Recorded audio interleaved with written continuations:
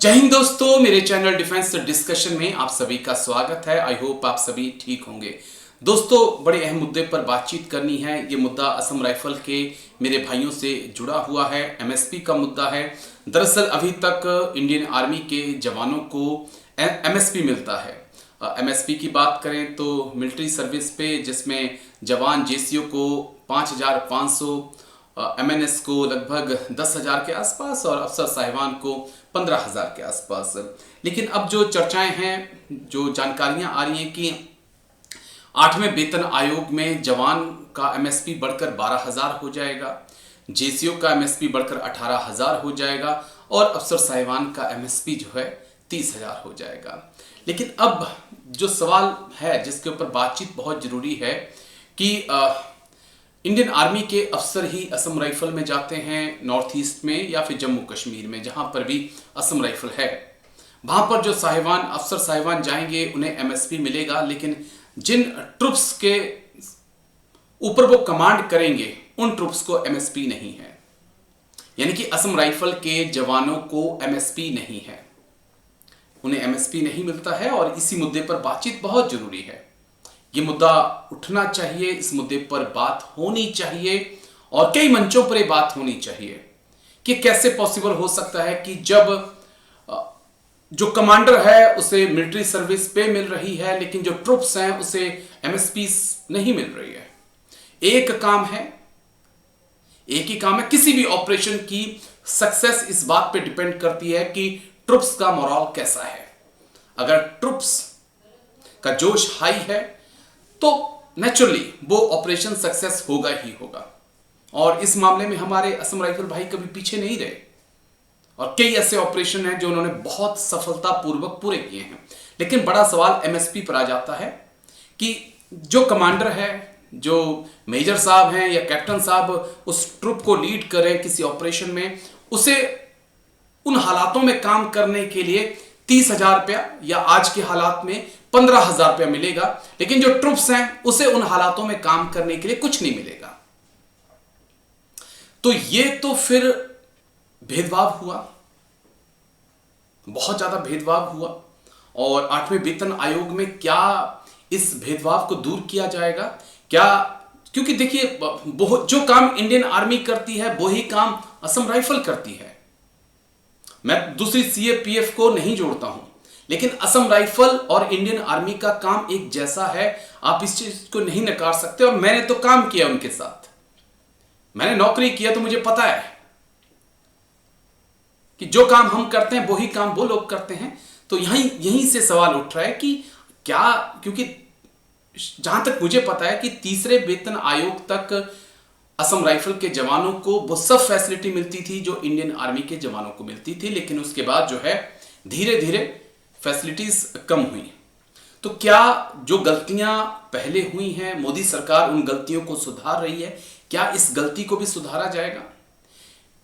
क्योंकि जो जवान इस वक्त नॉर्थ ईस्ट में लड़ रहा है, जो जवान इस वक्त जम्मू कश्मीर में लड़ रहा है असम राइफल का, वो भी तो देखता है यार कि आरआर बटालियन में जो जवान इंडियन आर्मी से आया है, मेरे बराबर ही ड्यूटी कर रहा है या नॉर्थ ईस्ट में आया है, वो मेरे से 5,000, 8,000, 10,000 सैलरी ज्यादा ले रहा है, सर्विस हमारी बराबर है। तो एमएसपी को लेकर क्या कोई फैसला हो सकता है? और क्यों एमएसपी असम राइफल के जवानों को नहीं मिलती और क्यों असम राइफल के अधिकारी इस मुद्दे को नहीं उठाते? क्योंकि मुद्दा उठाने लायक है, इस मुद्दे पर खुलकर बात करने की जरूरत है।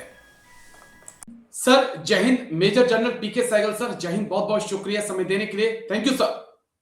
जय हिंद। थैंक यू साहब, समय आपने दिया। दरअसल एक बड़ा इंपॉर्टेंट इश्यू था। एमएसपी को लेकर बहुत तरह की चर्चाएं हैं कि एमएसपी जो है जवानों की इस बार 18,000 के आसपास हो जाएगी, कोई कह रहा है कि 12,000 हो जाएगी, कुछ खबरें हैं 18,000 हो जाएगी। लेकिन असम राइफल के जवान, उनका पॉइंट था कि सहगल सर से थोड़ी बात करिए, हम एमओडी एमएचए के बीच फंसे हैं और इसके कारण हमारे जो अधिकारी हैं, जो साहब लोग हमारे पास आते हैं कमान करने के लिए, कंपनी कमांडर या यूनिट कमांडर, बटालियन कमांडर, उन्हें एमएसपी मिल जाती है, लेकिन हमें जो है हमें एमएसपी नहीं मिलती है।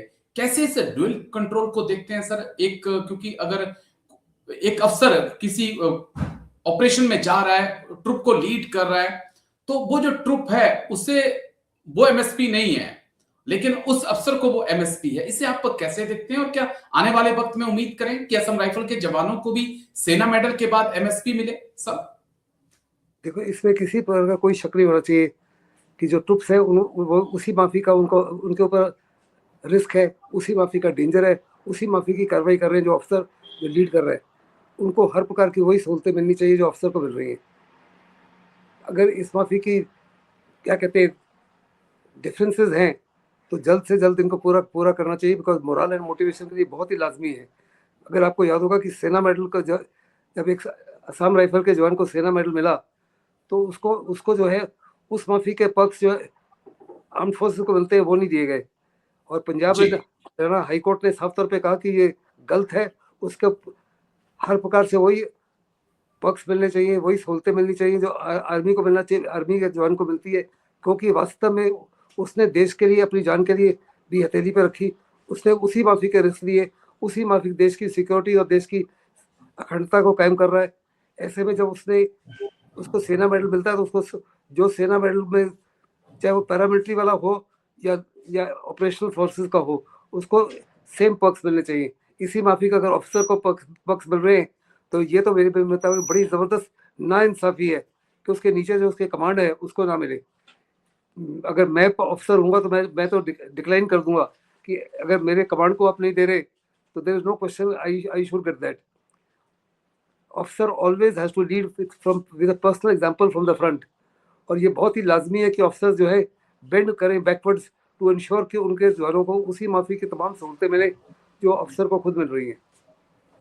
जी, उम्मीद है और कोई उम्मीद भी करते हैं मोदी सरकार से कि चलिए 8वें वेतन आयोग में कुछ इस प्रकार का फैसला आए, क्योंकि असम राइफल के जवानों का ये कहना था जब मेरी उनसे बातचीत हुई कि 3rd पे कमीशन तक हमें वो सब कुछ मिलता था जो भारतीय सेना के जवानों को मिलता है, लेकिन और 4th पे कमीशन में हमारे साथ जो है फिर खेल कर दिया गया। उसके बाद हम पिछड़ते चले गए कहीं ना कहीं। लेकिन शुक्रिया, बहुत बहुत शुक्रिया आपका मेरे साथ जुड़ने के लिए। मेजर जनरल पीके सहगल सर, दोनों मुद्दों पे आपने बात की।